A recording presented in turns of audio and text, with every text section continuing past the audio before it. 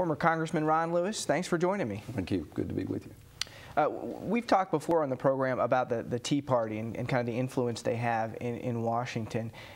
Do you see them as being able to hold on to a lot of ideals, a lot of the absolute of trying to cut down the debt once they get into the mix in Congress? Yeah, I hope so, because this is the most important issue in our time.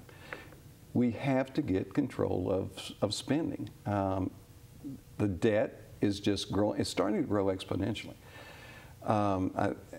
If we don't, then my kids, my grandkids, and future generations are going to. We're going to fall into a situation where this country is going to start looking more like a third world country than the country we've enjoyed. Well, some of the ideals expressed by Tea Party candidates, including Rand Paul here in Kentucky, were of changing the culture in Washington. Yeah. Among those ideas included term limits. And I know that was something that you had the goal of only staying 4 terms when you were first elected in 1994. And I remember the quote you had in the Herald Leader in 2000 after you'd said you were going to go beyond that was, quote, "I made a mistake of a novice. Until you're here, you don't understand. You don't get things done very quickly in Congress." Yeah. Do you think they're going to find that on some of those things? Well, I personally think that a 12-year term limit should be because that would be long enough to, I think, to be able to understand what's going on and how to deal with the system, and be able to position, onto a committee that would have the kind of influence that you would need in order to get some of these things done. And that was one of the reasons I had the opportunity to go on the Ways and Means Committee. But if they knew that I had term limited myself at a certain date, then I would have never gotten on that committee. What we need to do is just make sure that everyone is limited to 4 terms. Well, if you're going for 12 years, it would be 6 House terms and 2 Senate. Do you think it's 12 years for both chambers? I'm thinking about a bill that I signed on to and supported with Virgil Goode, which would have been changing, having an amendment to the Constitution that would change the term to 4 years and having 3 4-year terms.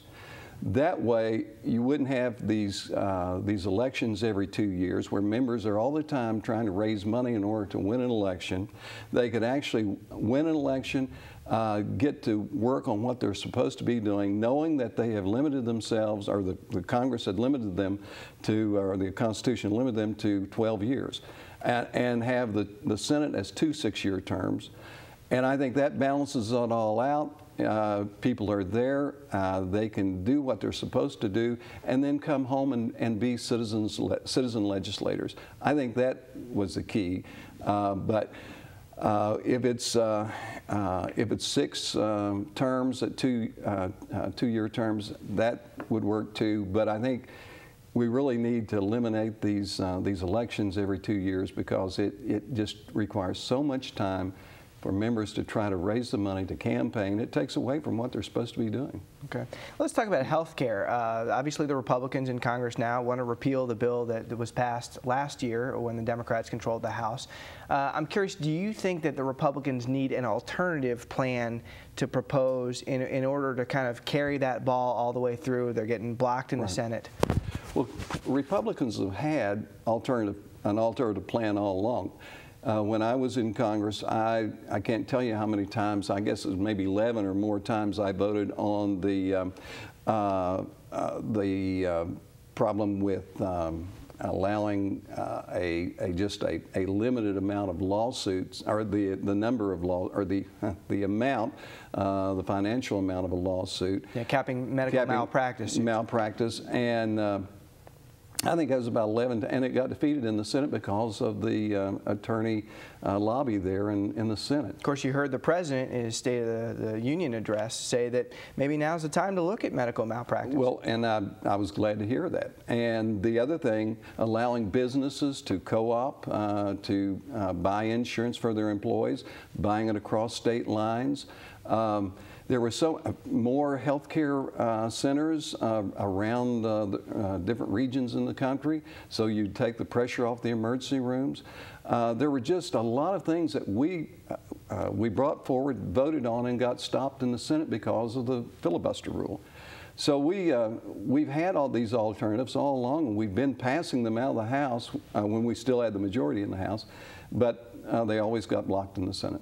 And of course, you know, that goes both ways. The Republicans were in control of the Senate for a long time, right. So it of course goes both ways. So do you expect this to get done? Do you expect some kind of compromise on the next in the next iteration of healthcare reform? Maybe they make some changes to the existing law. Maybe they add medical malpractice in the fold? Well, I think Republicans need to remind everyone that they have been doing this for many Congresses in the past, that they do have alternative plans. And if those had been passed, we wouldn't be in the position that we're in today.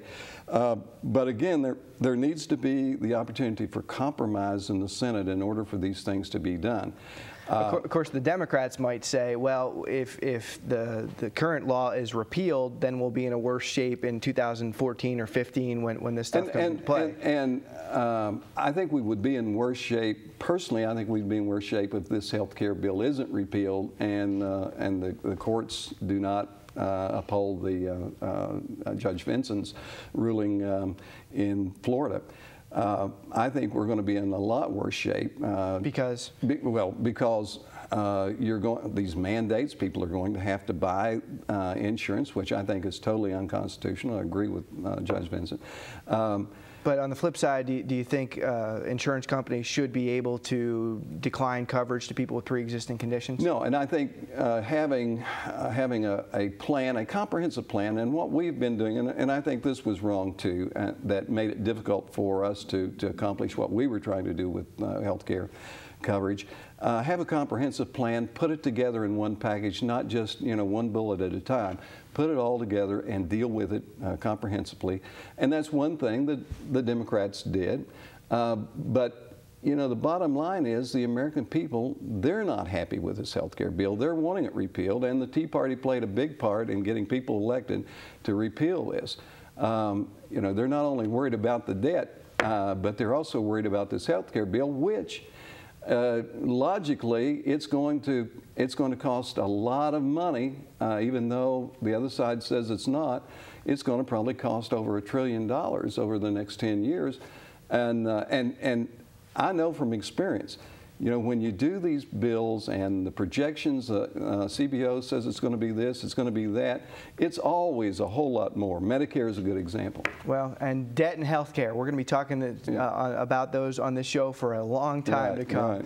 Right. Former Congressman Ron Lewis, thank you very much. Thank you.